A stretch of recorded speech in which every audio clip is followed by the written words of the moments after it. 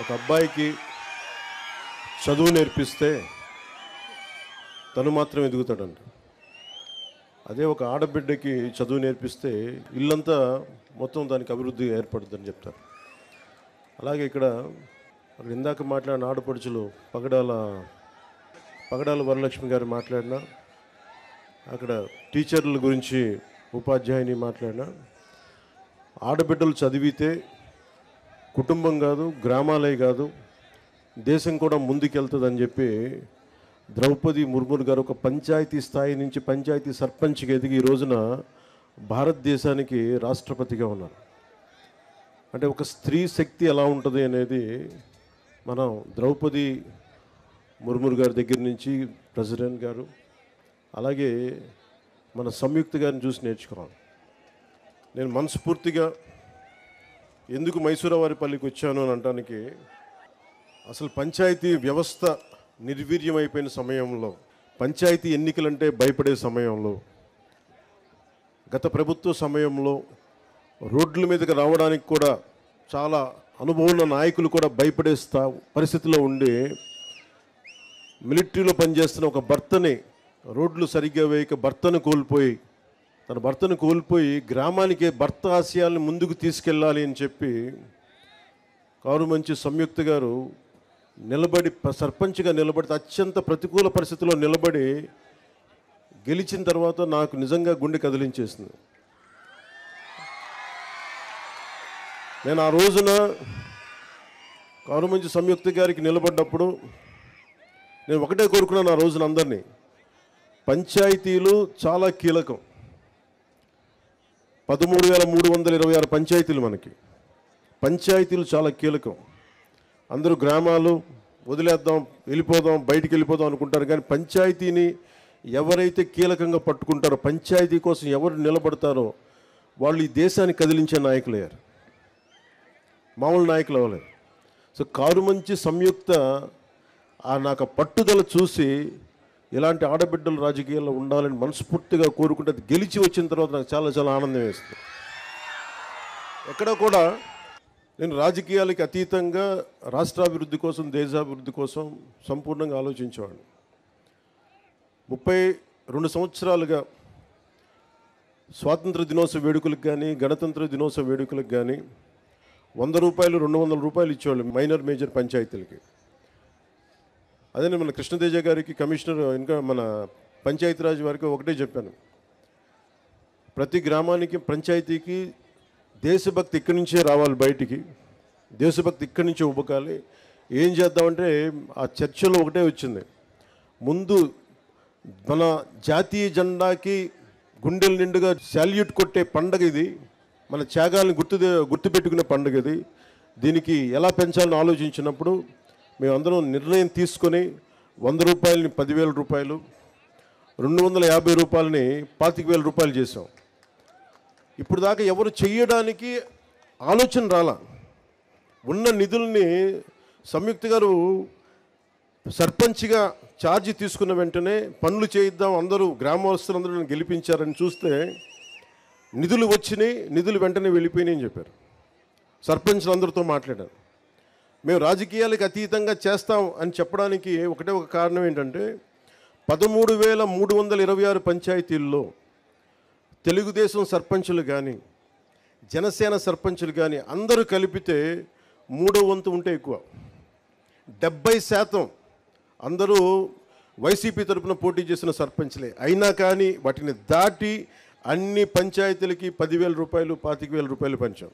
ఇది మా చిత్తశుద్ధి గ్రామాల వైపు, అంతేగాని ఎవరు దాన్ని అసారథ్యం వహిస్తున్నారు కాదు, మన గ్రామాలకి ఏం కావాలి అని ఆ చిత్తశుద్ధిని చూపించడానికి. అలాగే ఈ రోజున నాతో పాటు వేదిక మీద ఉన్న మైసూరావారిపల్లి సర్పంచ్ శ్రీమతి కె సంయుక్త గారికి, గౌరవ మంత్రివర్యులు రోడ్లు రవాణా శాఖ మార్చులు శ్రీ మండిపల్లి రాంప్రసాద్ రెడ్డి గారికి, రైల్వే కోడూరు గౌరవ ఎమ్మెల్యే శ్రీ ఆరవ శ్రీధర్ గారికి, తిరుపతి గౌరవ ఎమ్మెల్యే శ్రీ ఆరణి శ్రీనివాసులు గారికి, కేరళ నుంచి ఆంధ్రప్రదేశ్ బాగు కోసం తన వంతు కృషి చేయడానికి వచ్చిన ఐఏఎస్, సీనియర్ ఐఏఎస్ కృష్ణతేజ్ గారికి, అన్నమయ్య జిల్లా కలెక్టర్ చంకూరి శ్రీధర్ గారికి. ఆయన విచిత్రం ఏంటంటే ఇద్దరు ఆయన కేరళ నుంచి పర్మనెంట్గా ఆంధ్రాకి వచ్చేసారు. నాకు ఇందాక తెలిసింది. ఎంత ప్రేమ ఉండాలో చూడండి. అలాగే అన్నమయ్య జిల్లా joint collector Shri Adarsh Rajendran IAS గారికి, రాజంపేట సబ్ కలెక్టర్ శ్రీమతి నిధ్యాదేవి గారికి, అలాగే ఇక్కడ ఉన్న Shri B Mani MPTC railway Koduru గారికి, శ్రీమతి నూకా నందిని వార్డు మెంబర్ గారికి, వరిజేటి వెంకటాచలపతి గారికి, శ్రీమతి సాధు మునిమ్మ గారికి, శ్రీ సామ అమరావతి గారికి, మాదాసు శిరీష గారికి, వేదిక పైనున్న నాయకులు తాతంశెట్టి నాగేంద్ర గారికి, జోగినేని మణి గారికి,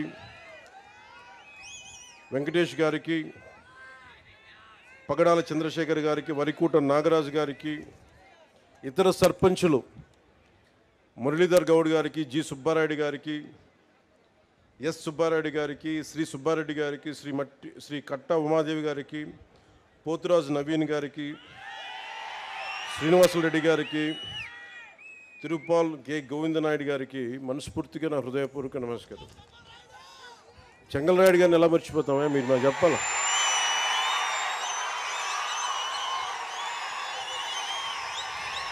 చెంగల్రాయుడు గారి శక్తి సమర్థత తెలియని వాళ్ళం, ఆయన పోరాట పటిమ నాయకత్వపు లక్షణాలు తెలియని వారు. ఆఖరిని చెప్దాం ఆయన పేరును దాచి ఉంచుకున్నాం.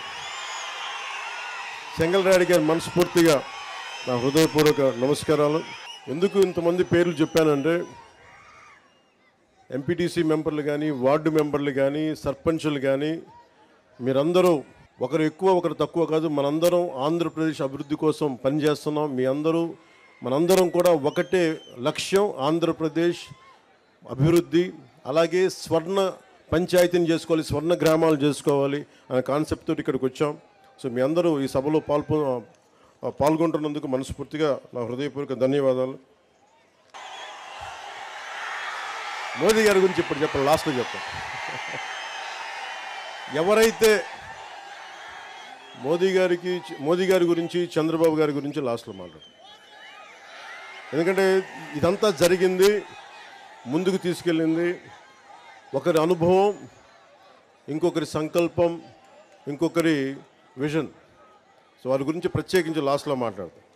ఈ రోజున గ్రామ సభ అనేది చాలా కీలకం మనకి. మీరు ఓటు ఎలా అయితే వేశారో, మీరు ఓజీయా నాకు అర్థం కాదు, మోడీ అన్నట్టుగా. సినిమాల గురించి సినిమాలను థియేటర్లో మాట్లాడుకుందాం. ఇక నేను సినిమాలని, రాజకీయాలని చాలా ప్రత్యేకంగా చూస్తాను. సినిమాయే. రాజకీయం దగ్గరికి వచ్చేటప్పటికి నాకు దేశం ముఖ్యం సినిమాల కంటే కూడా, సమాజం ముఖ్యం సినిమాల కంటే కూడా, గ్రామ హితం ముఖ్యం నాకు సినిమాల కంటే కూడా. అన్నం పెట్టే రైతు బాగుంటే అన్నీ బాగుంటాయి. అలాగే గ్రామాలు పచ్చగా ఉంటే దేశం పచ్చగా ఉంటుంది. అందరి దగ్గర డబ్బులు ఉంటేనే సినిమాలు ఆడతాయి. అందుకని ముందు గ్రామాలు పచ్చగా ఉండాలని కోరుకునేవాడు. ఇంకొక ఇద్దరు పేర్లు చెప్పడం మర్చిపోయాను, క్షమించాలి.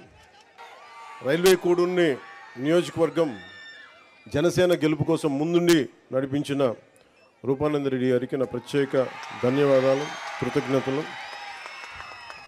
యాక్చువల్లీ యనమల భాస్కర్ గారిని మన రైల్వే కోడూరుకి నేను చేశాను. కానీ ప్రత్యేక పరిస్థితుల్లో కాదని మన ఆరవ శ్రీధర్ గారిని పెట్టుకున్నప్పుడు మనస్ఫూర్తిగా ఆయనకు సహకరించిన యనమల భాస్కర్ గారికి మనస్ఫూర్తిగా నా ధన్యవాదాలు తెలుపుకుంటున్నాను. ఇక్కడ నేను పార్టీ కోసం పనిచేసి ముందుకు వస్తామన్న వ్యక్తుల్ని నేను పోగొట్టుకునే వ్యక్తిని కాదు, మనుషుల్ని కలుపుకునే వ్యక్తిని తప్ప విడగొట్టే వ్యక్తిని కాదు, దూరం పెట్టుకునే వ్యక్తిని కాదు. సందర్భంగా తెలియజేసుకుంటాం. ఆ గ్రామాభివృద్ధికి ఏది ఎలా చేయాలంటే గ్రామ సభ చాలా కీలకం మనకి. ఇది మన ఆంధ్రప్రదేశ్, మన భారతదేశంలోనే పంచాయతీరాజ్ వ్యవస్థని ప్రవేశపెట్టిన రెండో రాష్ట్రం అంది రాజస్థాన్ తర్వాత. అంటే మనం అంత పంచాయతీరాజ్ వ్యవస్థని అంత ముందుండి తీసుకున్నాం మనం. గత ప్రభుత్వంలో అలాంటి పంచాయతీరాజ్ వ్యవస్థని ఎంత బలోపేతం చేయొచ్చో అంత బలోపేతం చేయొచ్చు.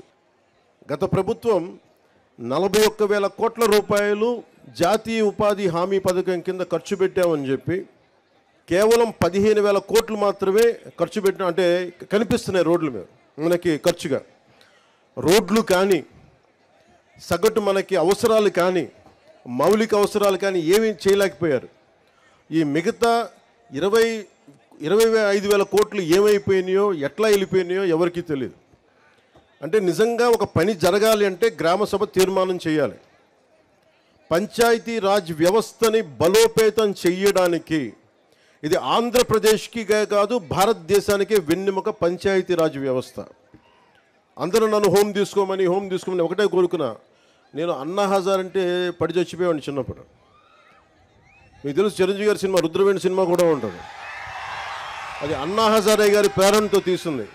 అంటే ఒక సర్పంచ్ ఎంత బలవంతుడంటే, ఎక్కడో మిలిటరీలో పనిచేసి రేలేగావ్ సిద్ధి, మహారాష్ట్రలో రేలేగావ్ సిద్ధి అనే గ్రామానికి వచ్చి అక్కడున్న పరిస్థితులు చూసి అందరూ మద్యానికి బానిసై అన్ని మనకి కనీసం నీటి సౌకర్యం లేక పొలాలు ఎండిపోతూ ఉంటే, గ్రామానికి అభివృద్ధి నోచుకోపోతుంటే ఆయన ముందుకొచ్చి ఆయన సర్పంచ్గా అయ్యి ఆయన ప్రారంభించింది వాళ్ళ రేలేగావ్ సిద్ధిగే కాదు, మొత్తం దేశాన్నే కదిలించాడు. ఒక సర్పంచ్ కదిలించాడు.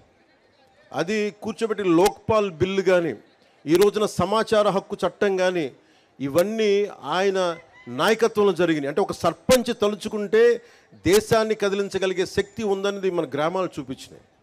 అలాంటి 13,326 పంచాయతీలు కనుక బలపడితే, బలోపేతం అయితే, నిజంగా అభివృద్ధి దిశ వైపు వెళ్తే, మనందరం ఐక్యతగా ఉంటే ఆంధ్రప్రదేశ్కి ఎన్ని లక్షల కోట్లు వీళ్ళు అప్పు చేసిన అప్పులను తీర్చేయగలం. మనకు అంత శక్తి సమర్థత మనకు ఉంది.